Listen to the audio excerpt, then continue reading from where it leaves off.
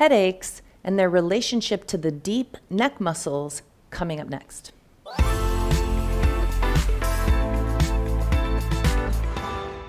Folks who suffer from headaches also often have weird postural things like text neck and forward head posture, which we've talked about in other videos. And I want to explain how that affects those conditions, and disc degeneration, all these other pieces are affected by tension in the scalenes muscles.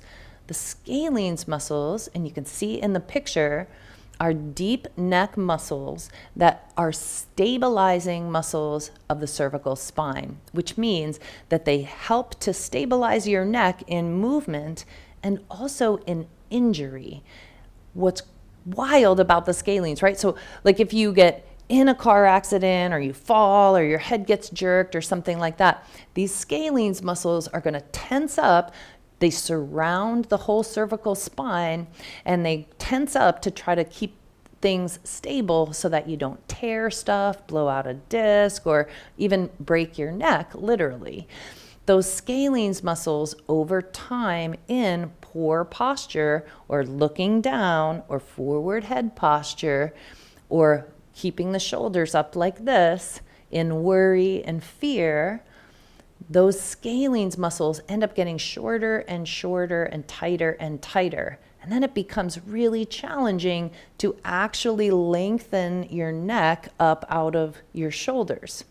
When those scalenes muscles are pulling things down, if they're both pulling down about the same, they're going to compress the discs in your neck, and they're going to squash all these muscles in the back of the neck, contributing to headaches like that feel like a vice, headaches that wrap from the base of the skull around your head that just feels like that pressure, headaches from the sternocleidomastoid that could be at the forehead, the temples, even sinus pressure.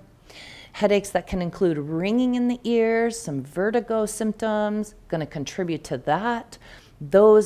These muscles are indirectly a root cause of those other kinds of headaches, right? Sternocleidomastoid headaches cause pain in the forehead. You're going to want to release that sternocleidomastoid for sure, but you've also got to create some length in the neck by releasing the scalenes. If you skip this part, it's going to take you much longer to get out of your headache pattern than if you give these muscles some really good attention. The scalenes also, the anterior scalenes pull the neck down, so it gets short and sticky and tight if you spend a lot of time texting. Anybody out there spending a little time texting? We all do, of course we do. Or if you're working on a laptop, that is also going to make that anterior scalenes really short. So you're going to learn really specific ways to use that ball to create some length here so that you actually can hold your head up, so that the head can rest back over the shoulders and you can be free of headaches finally. So the scalenes is a piece of the puzzle. There is no one video that you could watch. There is no one practice that you could do that's going to eliminate all of your headache problems for good. It's not simple. Our bodies are a complex system of muscles working together. And when they get dysfunctional together and they're not working well, that kind of dysfunction begins to spread further and further out. So this scalenes piece is a piece of the puzzle, and it's going to expedite your healing really fast, so much better.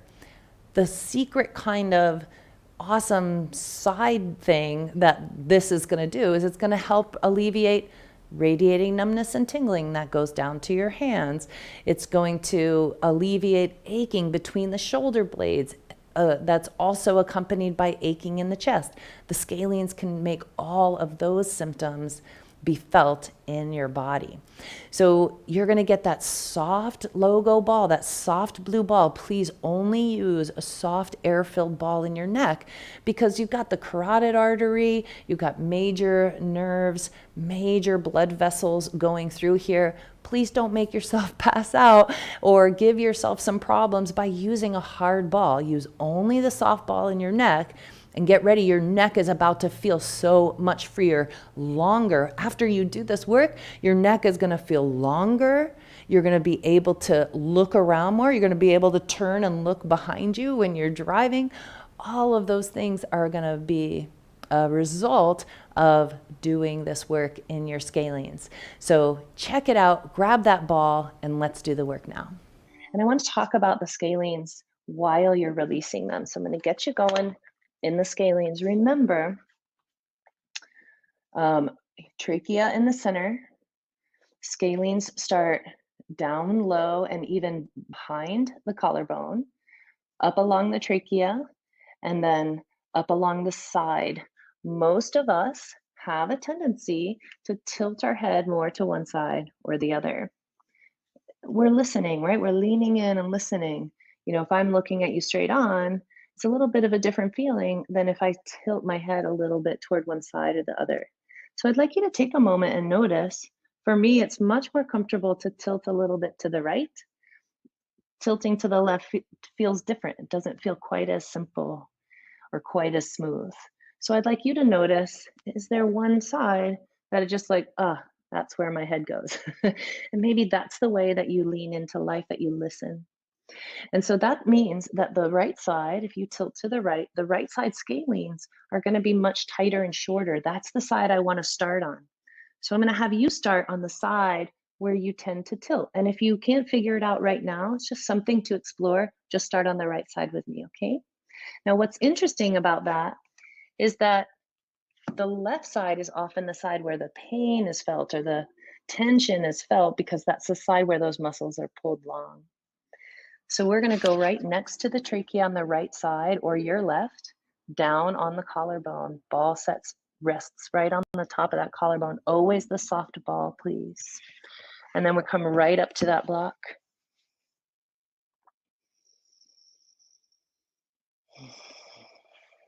And now really start focusing that breath in the belly. Little tiny up and down.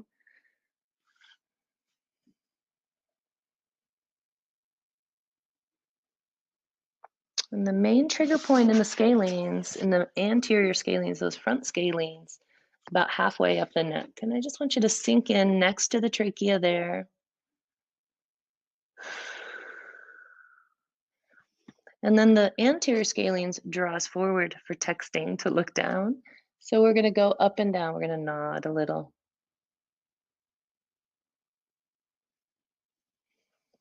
Stay with me. We're going to keep moving. We're going to keep moving. So right now we're in anterior scalenes on whichever side you're working on, your short side, the side you tend to lean toward. I can't tell you how many people have given themselves chronic migraines, chronic headaches, chronic neck tension, chronic numbness and tingling, just from that little tilt. So now the ball's back down. I'm going to stand up nice and tall. The ball's down at the collarbone. And we're going to start moving out wide a little, not fully perpendicular. Now, this is where it gets a little tricky. This is where that brachial plexus nerve bundle that innervates all the way to the arm and the hands and the fingers passes through the scalenes. So we touched on this last week. Really focusing your breath. These scalenes muscles contract in accidents, in stress, with the tilt. So those are the main things: accidents, stress, worry, fear, all those things. So I can feel that kind of radiating a little bit down my arm.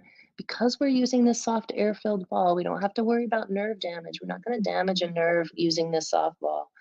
And you can kind of go up and down there. Scalenes go all the way up almost to the ear, to C2, second cervical vertebra.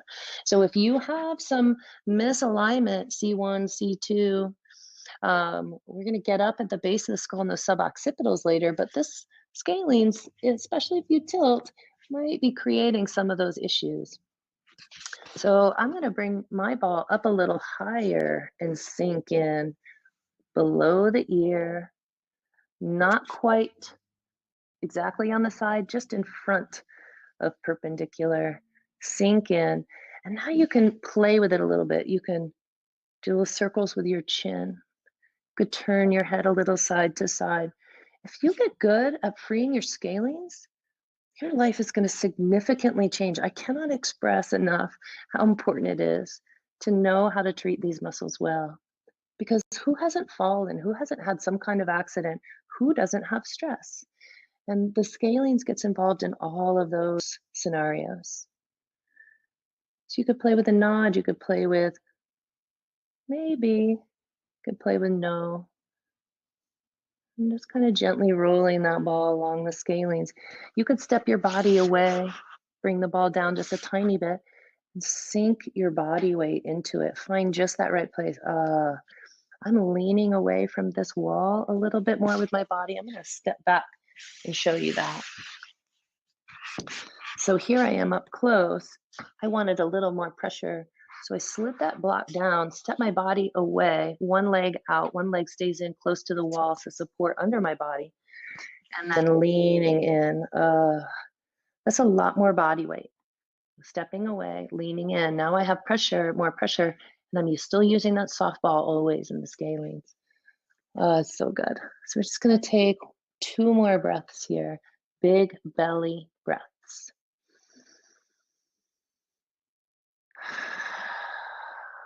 More neck adjustment, just got a thorax adjustment. 1 more. All right, we're going to move away from the wall. So moving into some slow tilting of the head side to side. Playing with tilting the head side to side. Remember, our ear and our shoulder are not meant to meet, but I just like to show you this. If you look, my head goes good toward the left, right? To the right, it starts pulling right there. I can't go as far. Like, oh, that's pretty good. Oh, it's still sticky on that left side. So we're going to go do that other side now. And you might take a moment now as you tilt one side to the other. Does it feel a little more even? If you release that short side, does it feel a little easier to go to the opposite side now?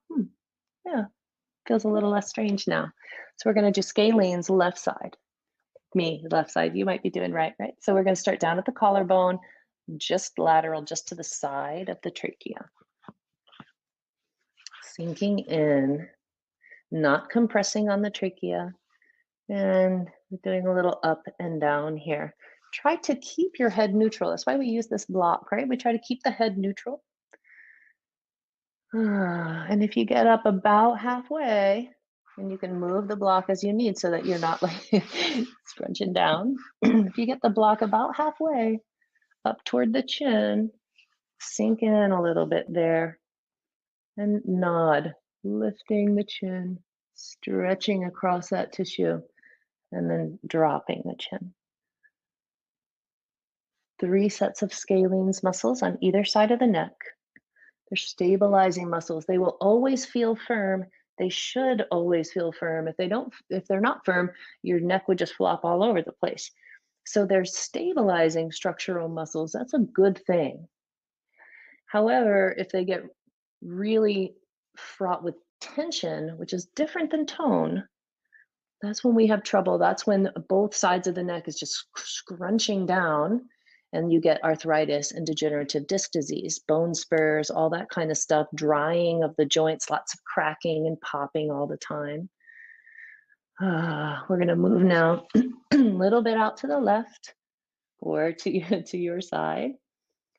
Not directly, I'm not like this. I'm a little bit in front of perpendicular. Ball starts down at the collarbone. And, remember, it might be a little tingly through here. There is nerve supply going through here. Using that soft ball protects you from damaging your nerves as you're doing your self care.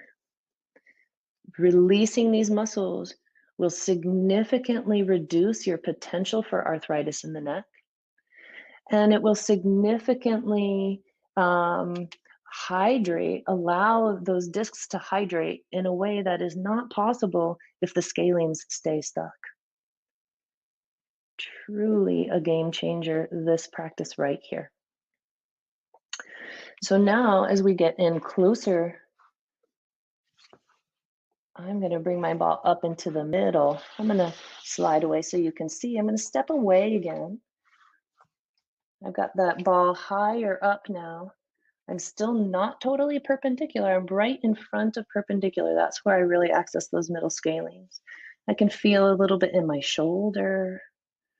I can feel a little bit in my chest, radiating into my chest. Some folks feel it along the shoulder blade in the back of the body. We're going to take 2 more breaths here. I'm going to come back.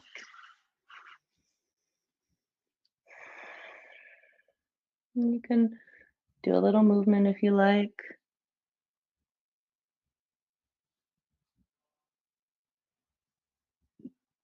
And you could tilt your head away and back, and away and back.